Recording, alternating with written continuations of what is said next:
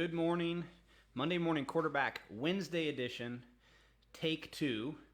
Monday night was a bunch of glitches and the audio wasn't perfect. So, want to jump back on because the topics we're discussing I feel like are very important and some good information. So, I have to jump through several different screens as I go through this, but I'll be sure to keep checking in and make sure that the audio is working fine, and we'll get this posted for everybody to see when it's done. So last week was out in Washington for the Clay Cup.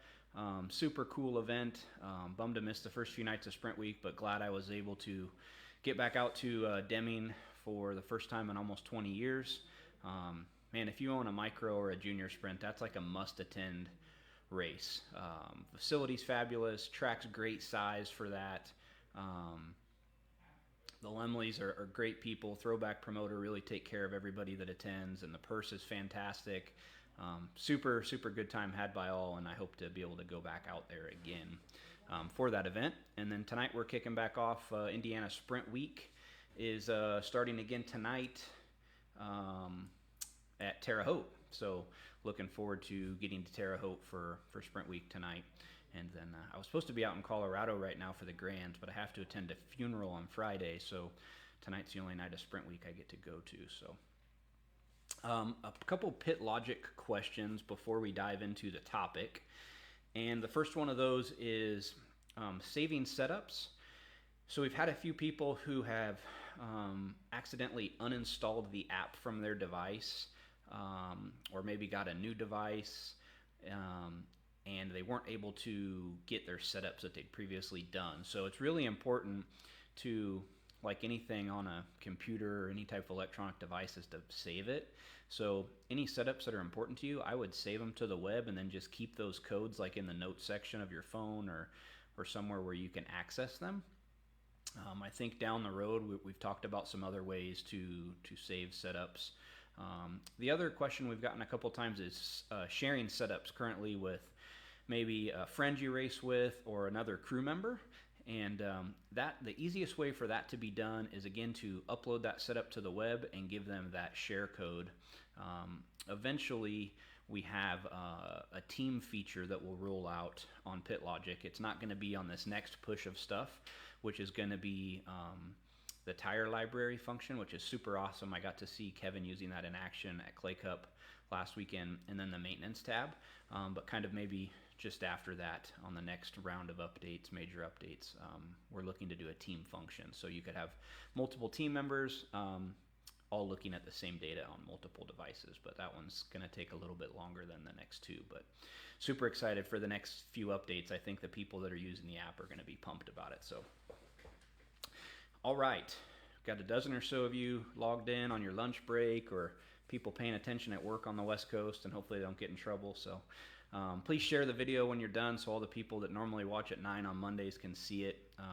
Facebook kind of restricts how many people can see each thing, so as you guys share it, that helps us spread the word. So the first thing I'm going to do, I'm going to jump back and forth between a few screens, is show you a little illustration. So what's important to know is, and I got this from CTW, we have one of their dynos. It's a super awesome machine.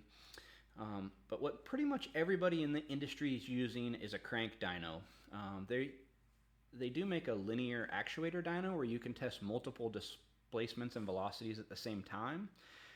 We have access to one at the IndyCar shop, but even with that machine, when we're just testing valvings and such, we just use the crank dyno part, or the crank dyno style of test. So if you're loading track data and doing analyzation of maybe parts for wear, longevity, or trying to pressure balance a shock, an EMMA style dyno is awesome, but I would say 99% of the industry is using a crank dyno.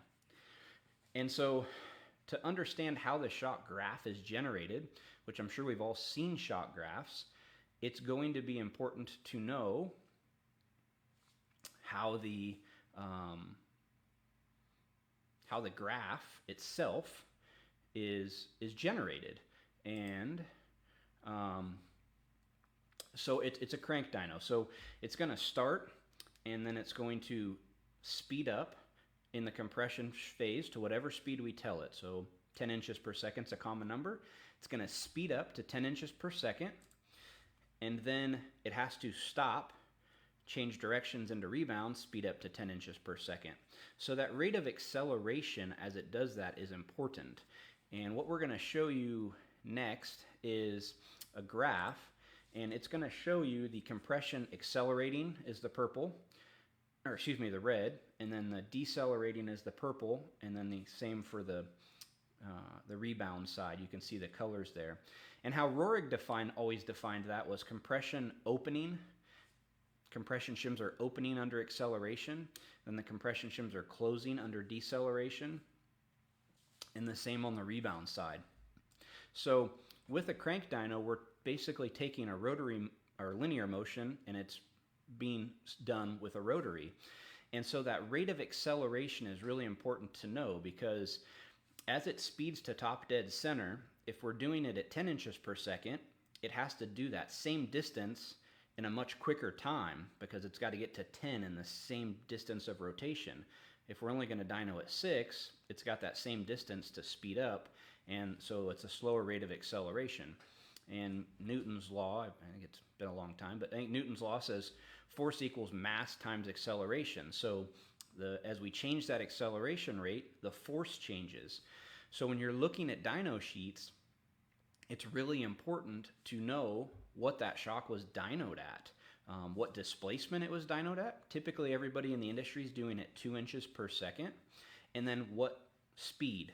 So if I take a shock, and we've covered this in a previous video, I think we showed you a left rear, which is a good example, and we dyno it at 10 inches per second, and then we take that same shock, we don't even take it out of the dyno, we dyno it at 6 inches per second, the rate changes. And it does that due to the rate of acceleration, and the way we're testing on a crank dyno. So I'm going to cut over, let me double check before I get too far. Everybody can still hear me, no complaints yet, all right? We're going to cut over to our CTW software. And so this is the shock dyno software. We use Rohrig most on everything. We're using the CTW. It's kind of, they're the new game in town. It's the guys who previously were at Rohrig. We have one of their machines we mainly use for our quarter midget stuff, but eventually everything will be done on this software. They're doing some really cool things. So the first graph I have pulled up, that is our force versus absolute velocity. So it's showing you both sides of compression and both sides of rebound. Acceleration and deceleration are opened and closed, and the same on rebound. So if I can get this cursor to work, as I go up through here, I'm on compression acceleration. It gets all the way to 6 inches per second, which is what we check a quarter midget shock at, and then we decelerate back down to 0, and then start to accelerate on the rebound side. Most of the time, we don't give you both sides of this graph for the simple fact that on an adjustable shock, since there's 2 lines for compression, 2 lines for rebound, a little hard to tell on that graph because there's very little hysteresis in that shock. They're almost on top of each other. But typically there's a slight gap there. So with 2 sides of compression and 2 lines for rebound, if we did an adjustable shock with 18 adjustments on there, there's just going to be so many lines, it's going to be really hard to follow. So typically we show you the average, which is the dyno just basically is calculating the difference between compression closed and compression open. CTW currently doesn't have an average option. What they have is you can either look at just compression closed, rebound open, or just rebound closed, compression open. This is what we typically give folks if we're not showing them an average, because on the big left rear stuff for micros, sprint cars, midgets, it'll show the clamp force. So that is the graph that most people in the industry are seeing. They're either seeing the average or rebound closed, compression open, and it's showing you, I'll scroll back over here, it's showing you the force, so any positive numbers compression, any negative numbers rebound, and then it's showing you at what speed, what velocity. And so that's important to know that we're talking about velocity on this particular graph and not displacement. So when a guy goes to compress a shock by hand and he says it doesn't feel right, he's moving it at a quarter of an inch per second. So you really can't get an indication on much about that shock at that speed. A couple other graphs I'll show you is this is force versus time, and we've seen a couple manufacturers give this graph out. I'm not quite sure why, because it's very difficult to read. Nowhere on there is it showing you the velocity. It'd be hard to tell what the dampening number of your shock was, but that one's force versus time. The next one is force versus displacement. So this is measuring as it goes through the crank. So we do a 1-inch displacement on the quarter midget stuff when we test it. So you're seeing that. So this is compression accelerating, decelerating, and the other way around. So a couple things that I feel are really important. Let me get this back opened up. A couple things I feel are really important to know is what displacement your shock was dynoed at and what speed. And that way, if you go to ever test it on another machine, you're going to test apples to apples, and that way you're going to get the same data and the same results. And I think that's really important, because if we send you a shock and you're looking at the numbers and it was dynoed on a 2-inch displacement or 2-inch stroke, and we dynoed it at 10 inches per second, and you go to your buddy's trailer at the track and he has a different branded dyno, which is going to yield a slightly different result, but he dynos at 6 inches per second, or his dyno set at 1-inch stroke. It's going to look a lot different, and you're going to be confused. So it's really important to know those couple things. So that is basically covering everything I wanted to cover on Monday night on a Wednesday afternoon, and I'm ready to answer any questions anybody has pertaining to that topic. Anything they've experienced racing, pit logic questions, whatever I can answer, we're more than happy to do that at this time. We certainly appreciate you guys all tuning in midday. Sorry to throw everybody for a loop and do it on Wednesday versus Monday, but that's just the way technology is sometimes. So 25 or so of you guys tuned in. Does anybody have any questions before we sign off on Wednesday? Get the trailer loaded up and head to Terre Haute for round 5. Yeah, I think round 5 of Sprint Week. Kicks off tonight. Beautiful weather here so far. Seems like Terre Haute gets rained out a lot, so I don't think there's any rain in the forecast tonight. So I believe the modifieds are there with them too, so we'll have kind of double customers running. So no questions from anybody? Oh, we got one. Okay, Kevin Crum has a question, and it's a good question. So using different brands of shock dynos. So we use Rorigs here. They were the industry standard for 20 years. Every IndyCar and NASCAR team used Rorig. Rorig got sold a few years ago, and the level of it by a big corporation that wasn't really focused on shock dynos. That was Rorig's kind of main focus. So a lot of things changed within the company, and a couple of the main design guys from Rorig left and started CTW. And so we bought a CTW dyno last year, took delivery of it at PRI. We've been using it all year on our quarter midget stuff. Awesome machine, awesome software. It's just different. When we've used Rorig for so many years, it's taken us a bit to get used to that and how it presents the data. A lot of our customers use a Maxwell dyno. A very good entry-level dyno. One of the big benefits, it runs off 110 power versus 220 power. And typically we see everything fall within 5% from a Rorig to a Maxwell. Every now and again, we tend to, let me silence this. We tend to have something different on a Maxwell, and they tend to read funny. Typically, Steve Watt, the owner of Maxwell, can get that sorted out pretty quick for you. But long-winded answer to Kevin's question, but one of the things that I should have mentioned earlier is there's two main differences in a test. So two, we have a CVP, which is a continuous velocity plot, and a PVP. And so a CVP test, as it ramps up to 10 inches per second, it's checking the data the whole way up as it speeds from 0 to 10 and the whole way back down. Now a PVP, it's only going to collect data at the speed you tell it. So if you say you want to collect speed at 10 inches per second, it's going to ramp up to 10, collect the data at 10, and that's what it's going to give you. It'll plot an imaginary line from 0 to 10. Now you can put several different speeds you want it to check at, but it's just checking at that speed. So one of the reasons I'm big on CVP is on the race car, your shock isn't just running one speed. It's running all sorts of different speeds, fast, slow, and it has to speed up and slow down to get to those speeds. So I think how that curve looks as it does that is very important, and that's one of the reasons we do a CVP test. I experienced something over the weekend in Kevin's trailer where Jake Hagopian, actually from Driven, Kevin was nice enough to let him use his dyno. We were checking some stuff on the left rear, and he was doing a test where he had it set up to do what we call a multi-CVP, so you can check it at full stiff, check it 2 clicks open, 4 clicks open, however you set it. And how we do it here is the dyno will pause, we'll make the adjustment, and then it'll speed back up to 10 inches per second. When it's done with that data sampling, it'll pause, we'll make our next adjustment.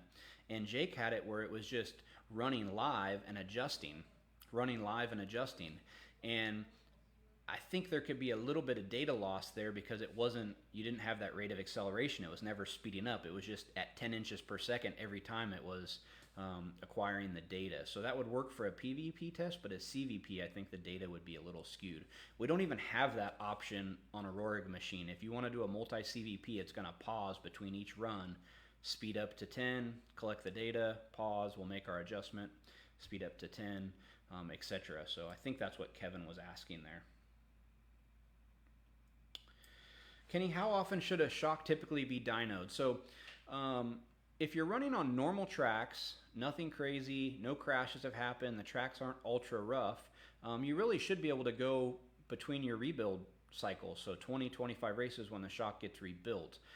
We always dyno our customer shocks for free, so any CSI shock or any customer that's got a shock we've worked on, we dyno it for free because we want to ensure that it's working properly. So we've got guys here locally that if they race on a rough track, they'll run in on their lunch break, we'll dyno the shocks, and they're back down the road. So we dyno their stuff more frequently if they're running on really, really rough tracks. I would say 80% of the time we don't find anything wrong with them, but it's just peace of mind that everything is set right. So it really depends on the surfaces you're running at, but under normal conditions, you should be able to go between rebuilds. Kevin, oh yeah, so I guess it was John from Farrell Chassis, John Farrell's dyno that's in Kevin's trailer that Jake Hagopian from Driven used. So it's nice in the micro world, everybody loves each other and they just share and get along, and it's not so cutthroat. Even though John builds chassis and Jake builds chassis, we can talk and have a beer and have fun. So that's how racing should be. There's enough marketplace for all of us. So Kevin, another great question. I'm glad you're tuned in. So should we adjust the gas pressure? So in your settings, you're able to, when you're setting up the dyno run, you can set it to check the gas force. And that's what we do here. So the first move it's going to make is it's going to basically measure how much gas pressure is in the shock. The dyno can do that. It runs at a very slow speed. And then it takes that out of the equation for us. So it basically gets the delta, zeroes everything out, and that's how we do it. So when we're building shocks here, if a shock's got 20 or a shock's got 50, the data numbers don't change. Now, if you don't have that gas force test set in there, you're going to want to dyno it with the pressure you intend to run, because if you got 100 in it and you don't have a gas force test and you intend to run it at 20, the data is going to be different. So I recommend just doing a gas force test. It takes that gas force out of the equation, and then we're just checking the shock, and we don't have to dyno the shock at every different setting, at every different pressure you intend to run. So anybody else that's tuned in have any questions? We appreciate you guys all tuning in on Wednesday. Again, if you could share this video, that would be awesome, so our normal Monday morning quarterback folks can catch it. I will also post it to our YouTube page. I got a couple episodes to post there. And we hope you all have a fantastic week. Good luck wherever you're racing this weekend, and be sure to tune back in next Monday night. Take care, guys.